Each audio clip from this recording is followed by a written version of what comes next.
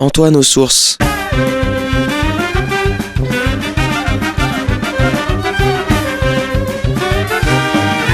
Une émission présentée par Jean-Marie Alafort.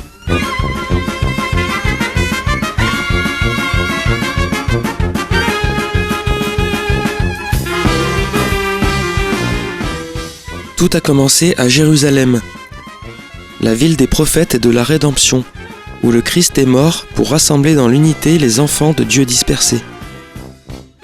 En elle, tout homme est né, dit le psalmiste. En elle, tout chrétien y trouve ses racines et y découvre la richesse des traditions et des rites des églises qui la composent. L'esprit de la Pentecôte ne cesse de souffler depuis Jérusalem. La ville sainte se révèle être la mère de toutes les églises. Jérusalem, la cité du grand roi, ouvre ses richesses pour ceux qui savent écouter. Dans le cadre de notre série d'émissions sur les rois d'Israël, nous poursuivons cette semaine notre lecture du premier livre des rois et nous allons voir comment est-ce que le prophète Nathan et Bethsabée vont se rendre chez David pour déjouer le putsch politique d'Adonias.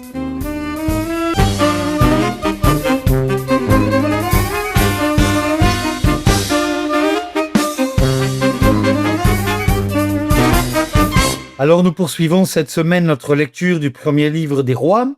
Nous avons donc évoqué les 2 semaines précédentes, tout d'abord la fin de vie donc de David. David est âgé, il ne peut plus se réchauffer et on a invité donc près de son lit, ou plus exactement dans son lit, une femme qui vient de Shuman, la Shunamite, qui va donc le servir dans les derniers jours de sa vie. David ne règne plus sur Juda. Ceux qui vont régner finalement, ce sont donc ses conseillers et son chef d'état-major. Et puis nous avons donc commencé à évoquer donc un début de révolte politique, un changement politique, puisque un de ses fils, du nom d'Adonias, va donc se déclarer roi. Le roi David est absolument impotent et impuissant. Il ne dirige plus rien. Ce qui est assez très fréquent d'ailleurs pour les fins de règne. On voit que ici, finalement, la Bible nous décrit une réalité très humaine.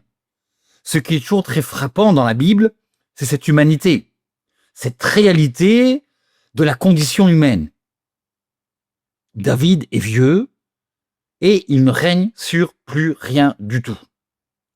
Ses fils vont donc en profiter pour essayer donc de faire un putsch et Adonias, le fils de Haggith, va se déclarer roi. Il va inviter donc les princes, il va inviter les dignitaires à un festin pour se déclarer donc le futur roi de Juda. Mais il oublie d'inviter 2 personnes, dont le prophète Nathan, ainsi que son frère Salomon. Et bien sûr, le texte va nous dire donc quel va être le développement de cette situation dramatique, puisque David est encore roi et qu'il ne peut pas y avoir 2 rois en même temps. Continuons le texte. Nous sommes toujours au chapitre 1 du premier livre des rois. Nathan, le prophète, que nous avons déjà rencontré plusieurs fois, qui est donc le prophète de la cour royale. Nathan dit à Bethsheba, ou à Bethsabée, si je traduis en français.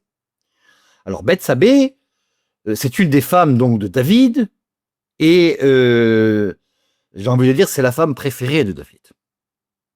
C'est avec cette femme donc qui était déjà mariée avec un Philistin, un certain Hittite plus exactement, et que, souvenez-vous, David avait envoyé au front pour qu'il meure et qu'il puisse donc récupérer sa femme. Et le prophète Nathan lui avait dit « Mais tu as péché contre Dieu », et David donc s'était repenti. Mais il s'était marié avec cette femme, Bethsabée. Et avec Bethsabée, il a donc eu un fils du nom de Salomon, en hébreu Shlomo, Shlomo qui veut dire la perfection. C'est très intéressant ici que nous avons donc une sorte de combat entre deux personnages, Adonias, qui est donc le Seigneur par excellence, où Dieu est mon Seigneur, et puis Shlomo, Salomon qui signifie donc la perfection. Alors Nathan dit alors à Bathséba, j'ai toujours du mal avec les noms retraduits donc en français, alors on va essayer de le lire comme c'est écrit. Bathsabée, la mère de Salomon, n'as-tu pas appris qu'Adonias, le fils de Raguit, Nathan est très malin. Il sait très bien que les intrigues de cour, c'est des intrigues de femmes. Comme le roi a plusieurs femmes, eh bien, quelle est celle qui va finalement avoir la première place dans la hiérarchie? Nous sommes ici dans un régime de polygamie. La monogamie n'existe absolument pas dans la Bible. C'est une idée complètement étrange et étrangère. Donc, dans ces cas-là, nous avons évidemment toujours ces combats de cour entre donc la reine par excellence, ou la reine mère si vous voulez, et puis celle qui tiendra la 2e ou 3e ou 4e place. Ce que l'on peut dire avec certitude, c'est que la reine, qui a donc ce titre, Bathséba, ou Bathsabée, n'habite pas avec David. Elle a ses appartements. David, actuellement donc, vit avec une autre femme. La Bible nous dit, avec très précision, nous l'avons évoqué les semaines précédentes, elle ne l'a connue pas. David était impotent. Mais, actuellement, quand Bathsabée va se rendre donc auprès de David, sous le conseil de Nathan, Bathsabée, peut-être ne savait même pas que David avait une autre femme. Une jeune fille, vierge, nous précise la Bible, qui lui sert de couverture chauffante, en gros. Et donc, c'est très intéressant de voir que nous avons ici véritablement des intrigues de palais. C'est-à-dire, certes, la parole de Dieu, mais la parole de Dieu s'inscrit dans une histoire humaine, et j'ai envie de dire trempe dans la condition humaine. Nathan est un fin psychologue. Il sait très bien où est-ce qu'il faut frapper. Il ne dit pas Adonias a pris le pouvoir, mais il dit Adonias, le fils de Raguit, c'est-à-dire ton ennemi, ou celle qui est potentiellement ton ennemi, est devenu roi à l'insu de notre Seigneur David. Là, il s'inclut, si vous voulez, dans cette intrigue. Notre Seigneur David, c'est-à-dire nous deux. Bathsabée et moi, le prophète Nathan. Maintenant va, je vais te donner un conseil. Sauve ta vie, ainsi que la vie de ton fils Salomon. C'est-à-dire, Nathan est très conscient. Il ne veut pas y avoir de roi en Israël. Donc, si Adonias prend le pouvoir, il va chercher, bien sûr, à le faire tuer son frère, qui est Salomon, qu'il n'a pas invité d'ailleurs au festin. Et pour tuer également Salomon, il risque bien sûr de tuer donc sa mère, qui présente un danger, et qui est encore la favorite de David. Va, entre chez le roi David et dis-lui, n'est-ce pas toi, mon seigneur le roi, qui a fait ce serment à ta servante? Il va rappeler donc, la reine va rappeler donc au roi qu'il y a une promesse, un serment qui a été fait. C'est ton fils Salomon qui régnera après moi, et c'est lui qui s'assiera sur ton trône. Pourquoi donc Adonias est-il devenu roi? Bathsabée vient demander des comptes. Qu'est-ce que c'est que cette histoire? Tu m'as fait ce serment, cette promesse, que Salomon deviendrait roi. Comment se fait-il que tu laisses faire qu'un autre de tes fils, qui n'est pas un fils à moi, Adonias, est devenu roi? Tu as brisé ton serment. Et pendant que tu seras encore là, et pourquoi donc, voilà. Et, alors, le conseil donc de notre ami Nathan, et pendant que tu seras encore là, à parler avec le roi, moi, j'entrerai à mon tour et je confirmerai tes paroles. C'est-à-dire, c'est une intrigue de palais, encore une fois. La reine va se rendre donc auprès du roi, et pendant que la reine est chez le roi, eh bien, le prophète Nathan va rentrer et va confirmer ses paroles. C'est-à-dire, nous avons ici donc un putsch de pouvoir. Quelqu'un prend le pouvoir de façon illégitime. Continuons le texte. Le texte est extrêmement bien écrit. C'est un texte biblique extrêmement... On a vraiment l'impression, si vous voulez, de lire presque Agatha Christie. C'est-à-dire, le texte biblique est écrit de façon extrêmement fine. C'est une véritable littérature au sens fort du terme. Bethsabée entra chez le roi dans sa chambre privée. Le roi était vieux et Avishag, la Shunamine, le servait. C'est très intéressant ce petit détail. Parce qu'on ne sait pas finalement si Bethsabée savait donc que le roi avait une nouvelle femme. Et ce qui est très intéressant, c'est que Bethsabée donc rentre dans la chambre privée du roi, donc elle n'y était plus depuis longtemps, et elle découvre donc cette femme du nom de Avishag, qui est donc de Shuman, qui servait le roi. Bethsabée s'inclina et se prosterna devant le roi. Il dit: « Que veux-tu » Elle lui répondit: « Mon Seigneur, tu as fait ce serment à ta servante par le Seigneur ton Dieu. C'est ton fils Salomon qui régnera après moi, et c'est lui qui s'assiera sur mon trône. » C'est-à-dire là, elle est très maligne du point de vue psychologique. Elle a dit: c'est toi qui as fait ce serment pour toi-même. C'est toi qui as décidé que Salomon allait régner sur Israël. Cette promesse, finalement, elle ne tient pas tellement compte de moi. C'est une promesse que tu t'es faite à toi-même. Donc, il faut que tu tiennes ta propre parole.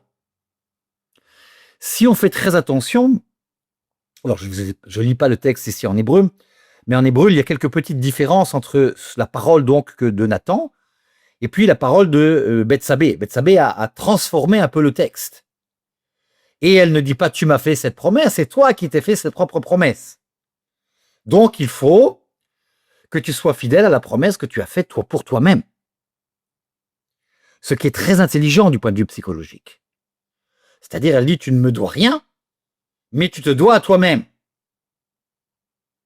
Et c'est donc ton fils, elle ne dit pas mon fils, c'est très très malin, c'est ton fils Salomon, alors que Nathan a dit: c'est ton fils Bethsabée. Salomon a dit non, elle a fait l'inverse. C'est ton fils Salomon qui va s'asseoir sur son trône. Maintenant voilà, que c'est Adonias qui est roi, et pourtant mon seigneur le roi, tu ne fais rien.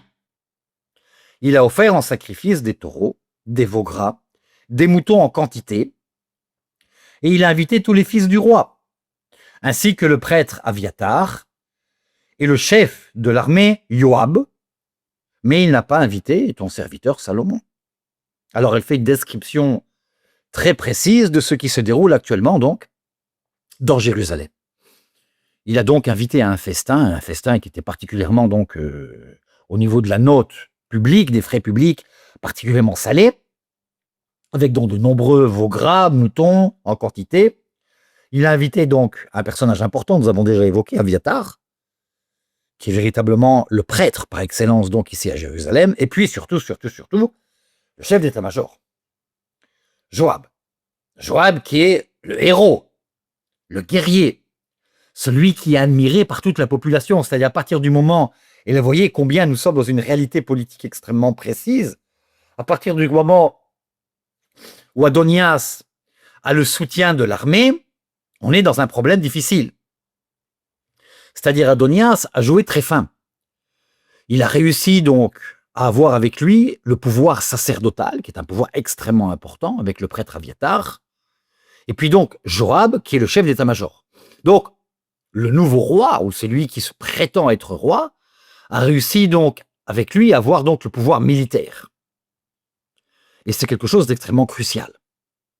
Parce qu'à partir du moment où l'armée est avec le nouveau souverain, eh bien, il y a peu de chances que celui qui prétend à la couronne réussisse.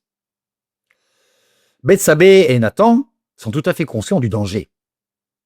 C'est-à-dire, ils prennent la bonne décision s'ils veulent que Salomon soit roi. Il faut agir et agir au plus vite. Quant à toi, mon Seigneur, le roi, tout Israël a les yeux fixés sur toi, pour que tu annonces Qui s'assera sur ton trône après mon Seigneur le roi? On imagine comment David est dépité. Il est encore vivant, il n'est pas mort. Apparemment, il règne encore sur Israël.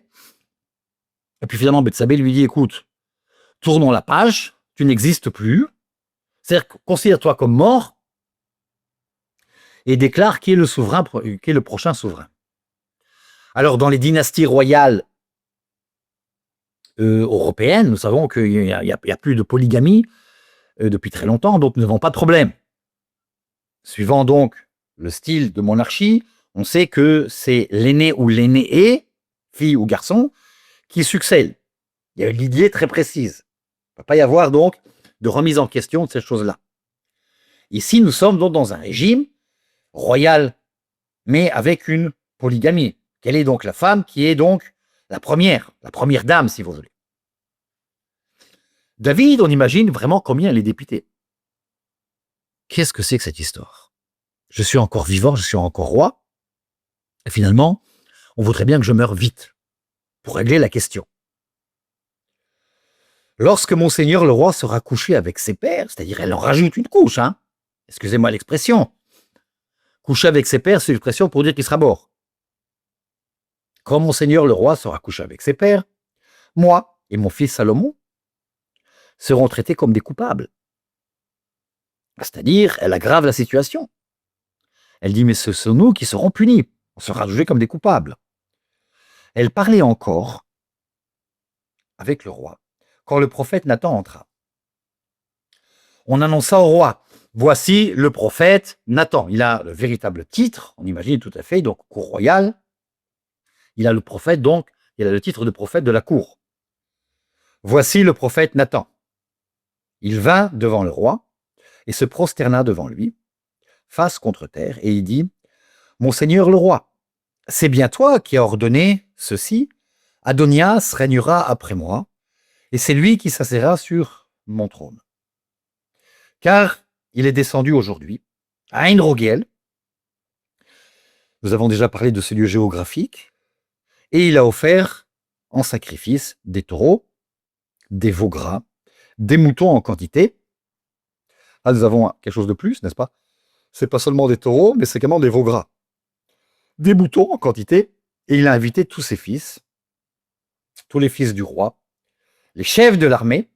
Alors là, ce n'est pas seulement Joab, mais tous les chefs de l'armée. Vous voyez comment on rajoute, n'est-ce pas? On rend cette situation encore plus dramatique. Tous les chefs de l'armée, le prêtre Éviatar, ils sont en train de manger et boire en sa présence, et ils disent « Vive le roi Adonias ».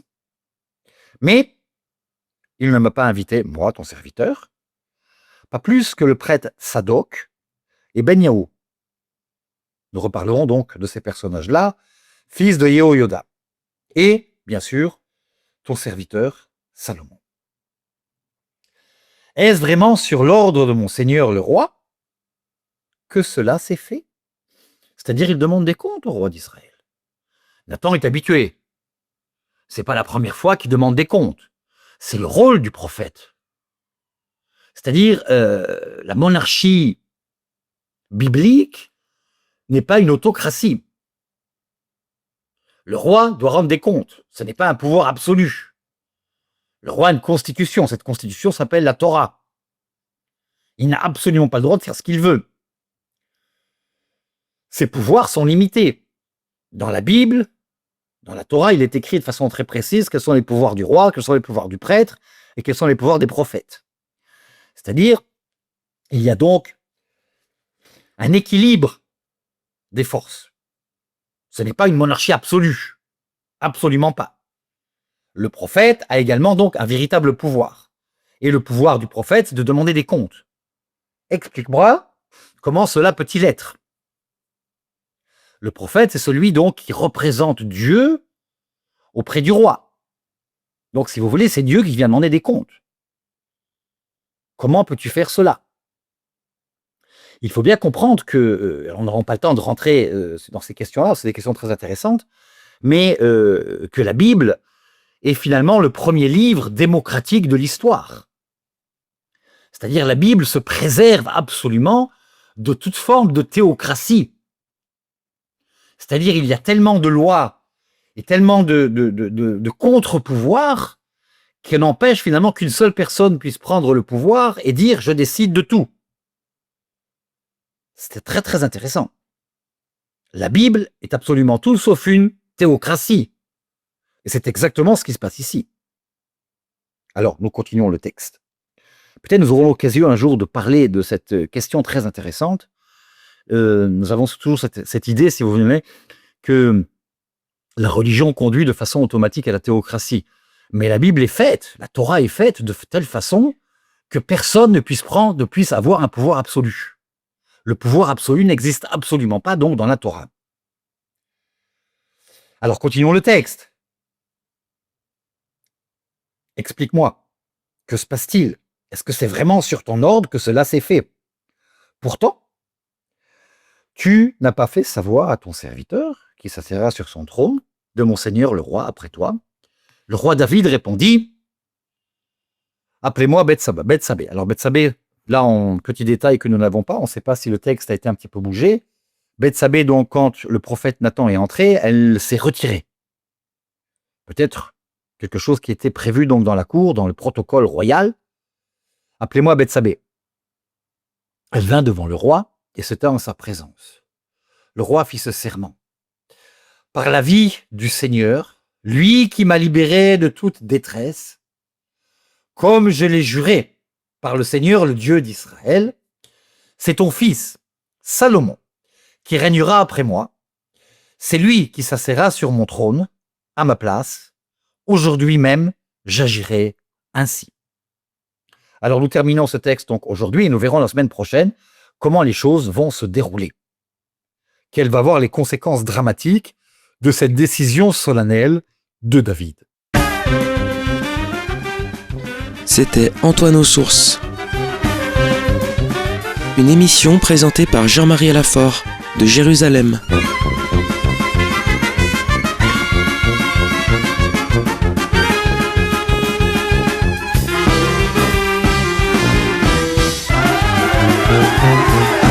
Dans le cadre de notre série d'émissions sur les rois d'Israël, nous avons poursuivi cette semaine notre lecture du premier livre des rois et nous avons évoqué la visite de Bethsabée et de Nathan auprès du roi David pour déjouer le putsch politique de son fils Adonias.